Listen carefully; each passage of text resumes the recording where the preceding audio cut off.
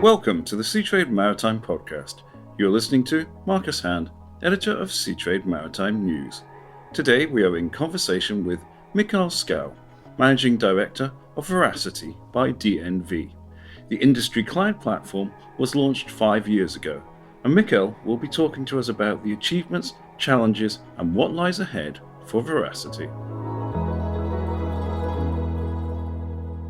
Mikkel, thank you so much for taking the time to come on the Seatrade Maritime Podcast. Thank you. Just to start off with, could you give our listeners a background on Veracity?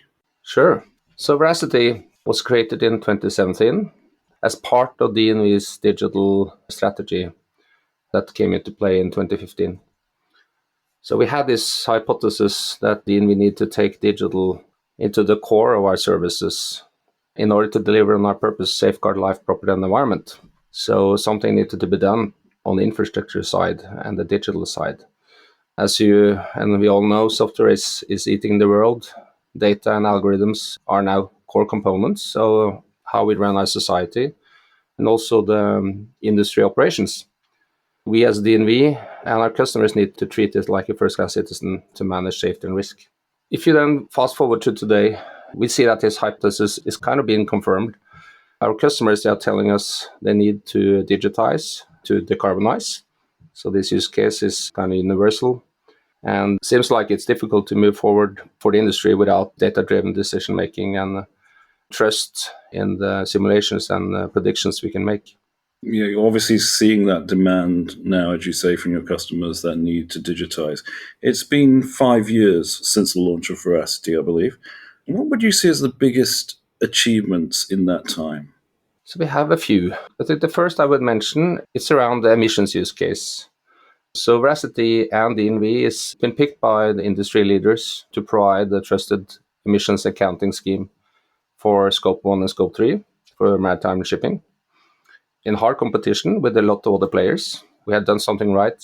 We also have managed to create a simulation engine for maritime emissions that is also been used by customers when they lap data. So it has some kind of, it's good enough, even though it's not perfect, to fill in the gaps required by stakeholders. So I'm proud of that. Secondly, we have launched a digital marketplace. We had our first transaction in 2018, big transformation for DNV and also for our partners, starting to take the digital commerce into the B2B space and maritime. And we have a 50% year-over-year growth. Still, you can say it's an innovator's dilemma. The revenue is not big enough to really move the needle for DNV, but the change growth is good. So if we manage to continue on that trajectory, we will see real impact. So that's the Veracity marketplace. I think the third achievement, which is kind of not seen so much from the outside, is how Veracity is playing with the rest of DNV.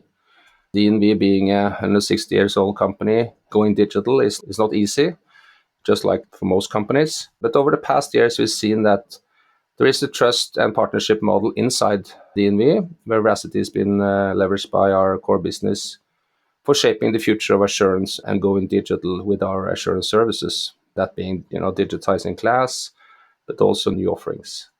And of course, for us, that's super important because DNV is the scaling machine and the brand we need to use to be able to compete.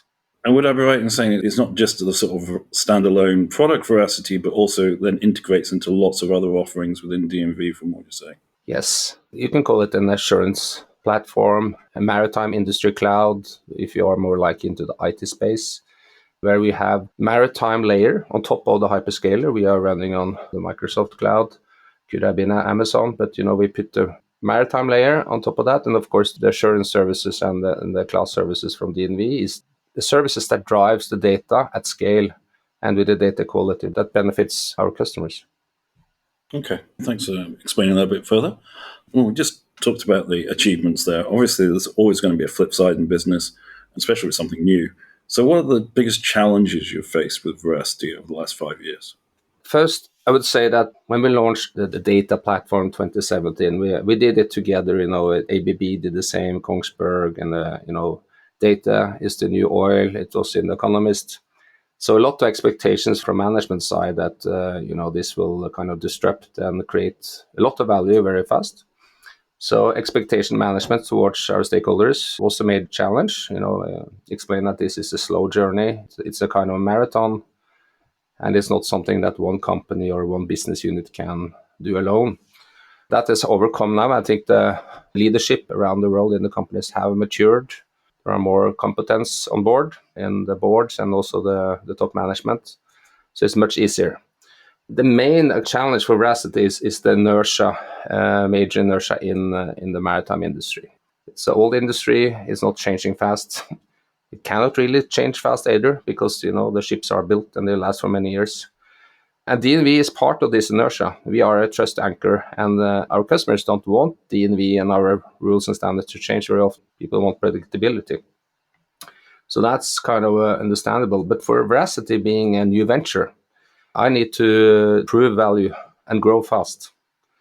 And that's kind of contradicting an industry that's not moving very, you can say, fast on the digital agenda. So that's been the main challenge. We need to move fast, prove value fast, and people around us don't have the same urgency to change and kind of innovate. That said, I think the use cases now with the societal pressure on decarbonizing the world is helping a lot. It has kind of given a driver, and it comes from EU, it comes from the finance side, a need for change. And this change needs to be data-driven. So that has helped us a lot. And we've seen this the past 2 years, maybe. That was not present in 2017. So that's as that pressure has grown on the industry, not just shipping, but actually globally across all industries on emissions and the environment. Yeah, the fact that the financing side has stepped in and are taking this into consideration, and the fact that chartering side of shipping is starting to evaluate the emissions as part of their selection of shippers. I'm going to come back a bit to that later on. Obviously, you talk there about data. That's the sort of foundation of what you're doing. One of the issues that I hear a lot about, just yesterday was at a Norwegian-Singapore event, and this came up actually, and that was data quality and the importance of that data quality. Maybe you can tell our listeners a little bit about how DNV can ensure the quality of the data that it's using in Veracity. When DNV is doing its services, we are checking typically data against the standard or some clear acceptance criteria. Just like with your tax form, we are relying that the customer is submitting quality data. So it's a kind of a trust between the customer and us.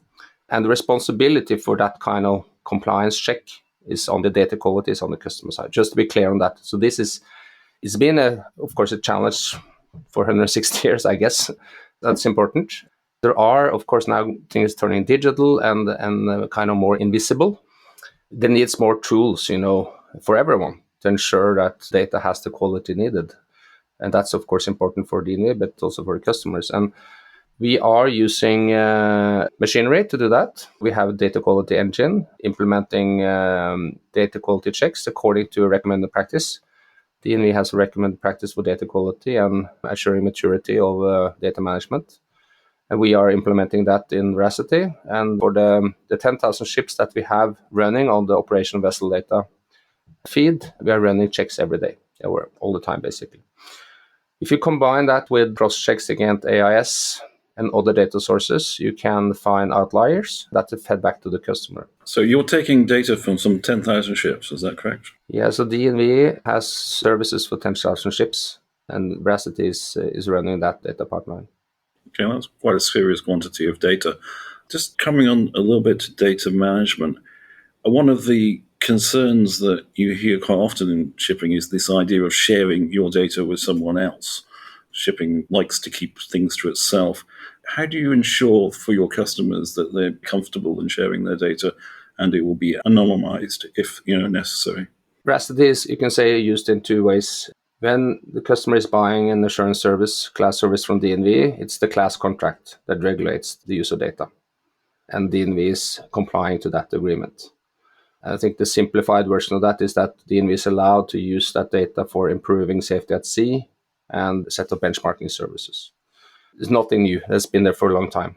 When the customer is using Veracity for his own performance enhancement, it's basically they are managing the use of the data. We have a data workbench where the customer is managing their own data and they are sharing and consenting, kind of sharing consent for use of data.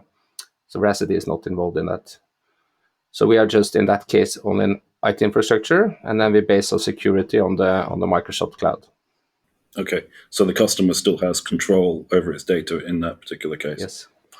Looking more broadly, how does Veracity manage this data, and what do you do that others can't? You mentioned a number of other companies who all sort of came into this space around the same time.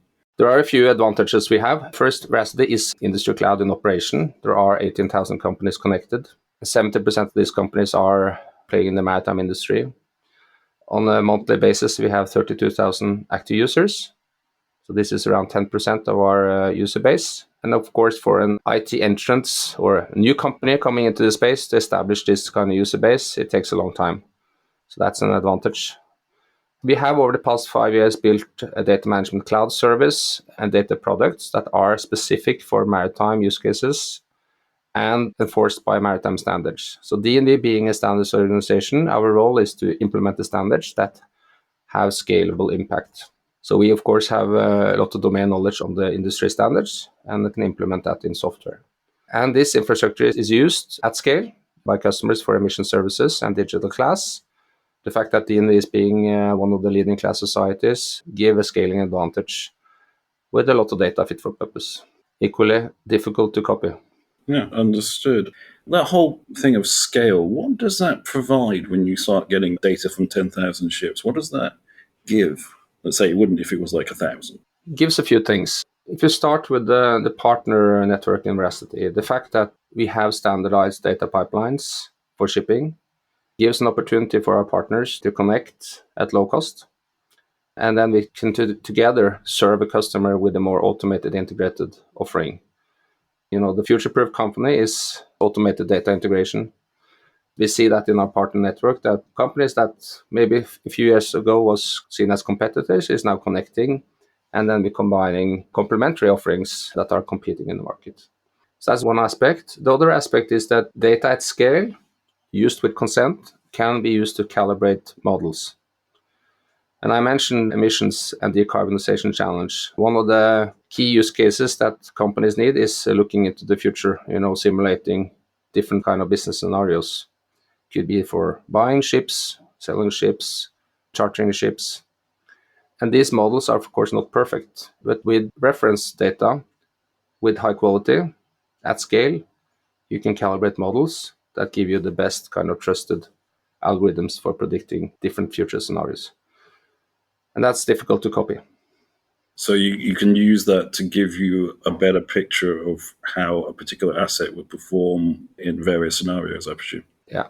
DNV is using that with consent from data owners on our emissions prediction. Okay. Let's stay with emissions there, actually. I mean, shipping has a lot of environmental regulations coming up, both sort of globally and regionally. Yesterday, in terms of when we're recording, EEXI and CII officially came into force from the IMO. So how does Veracity help with compliance with all these various different regulations that are coming up? On this topic, we rely on the DNV Maritime domain expertise. We are a small business unit, 190 people. DNV Maritime is a big maritime expert unit. That's the kind of role division in DNV. And DNV Maritime, they provide services to help customers to stay compliant and with the related decarbonization plans. Our role is to implement, as I mentioned before, the data pipelines and the connectivity needed to execute efficiently. We also provide channel for tools. So one example is the latest release of the SEEM SEMP3 free tool. So one example is the latest release of the SEMP3 tool by DNV Maritime Advisory. It's now available for free on the Veracity Marketplace, helping customers to comply with the latest regulations. Just one example. So this is just to give a picture to our listeners. The marketplace, this would be something more like an app store, is it? Or how does it work? It's an industry app store. The difference, I would say, is that first, DNV and many of the kind of vendors in the industry is providing services. So for us, offering from DNV is a service, is human kind of offering, combined very often and more oftenly with software. So while an app store and a mobile is typically pure software, many of these services are a kind of combination. So that's a difference. But some tools are pure software kind of apps. Another difference from a B2B marketplace is that to really get advantage in your business, you need to integrate it with your own infrastructure. And that's why Veracity has this application network where we integrate into the company's infrastructure and the data standard. So it is more complex than buying a game on the App Store. Yeah, understood. How does the process for that work? Is that companies approach you? How does that come together? It's a good question. Also, given the brand of DNV and the kind of independent roles, the way we are playing this game is that we talk to the customers and we have a use case they need to solve. If it's a service that is kind of provided by DNV that needs integration partner, we basically work with that vendor that the customer is deciding. And then we integrate. Right. And then we establish a partnership through the kind of succeeding together with the customer. So it's a customer-centric partner model, you can say. Yeah, so it's based on customer demand, essentially. Yes. And that way we can manage our third party or kind of the DNV independent role, that it's a customer that asks for connectivity. They ask for kind of us to play with their vendor of choice. That way we can keep our integrity. Actually, something that's coming through here a lot is this neutrality. It seems to be something that's very important in terms of Veracity. Am I correct in saying that? It's very important, and that has to do with the role that DNV is playing in the industry as a third-party independent class society.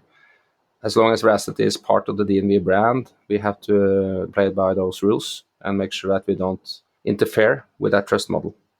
I can see why that's very important. You touched a little bit on sort of modeling there. You've got a lot of new technologies coming up, new fuels, so forth. Can you perhaps give our listeners a bit more of a picture of how Veracity can help in modeling new solutions going forward for your customers? First point is that we run on the cloud. And these clouds, we run on Microsoft, but again, it could be in Amazon and Google. On these clouds, you have all the latest data science and all the latest analytical tools to build models. It's a great playground for innovation, but it requires data.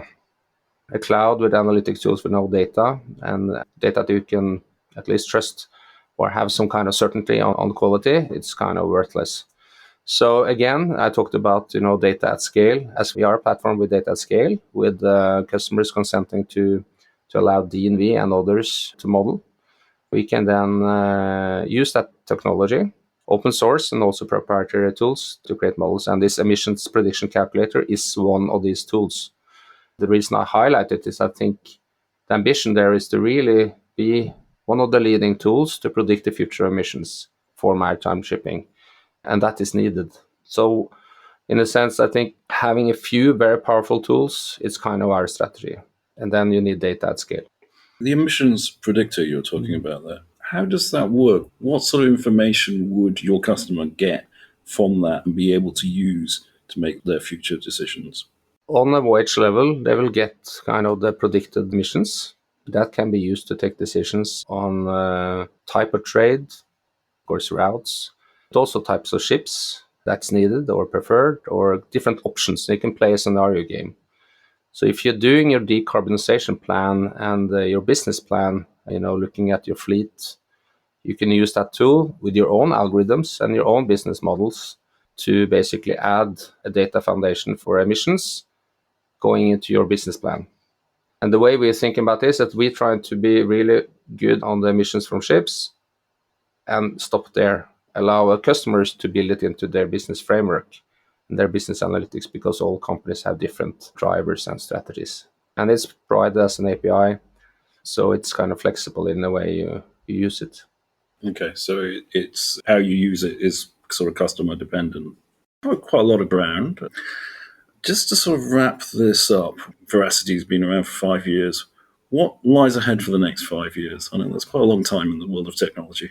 It's looking into the future. I see a wave of services and tools around decarbonization of shipping.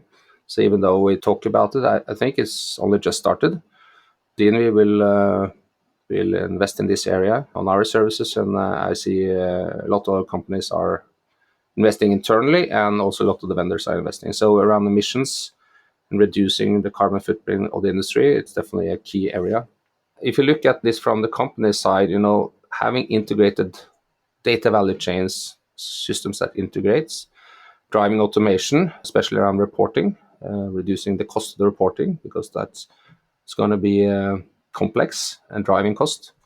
I think will be a key use case. And as we mentioned, using smart algorithms and data you can trust, tactical and strategic decision making will be very important. Of course, those that can provide those offerings, they will have a position. We also see the integration between on-vessel, on-board, and the onshore operation, I think, will improve. We see that the integration between on-board and onshore operation will continue, and better decision tools will be made available for the onboard crew. On the remote witness, we believe that with COVID accelerating remote surveys, remote witness, we've seen this is here to stay.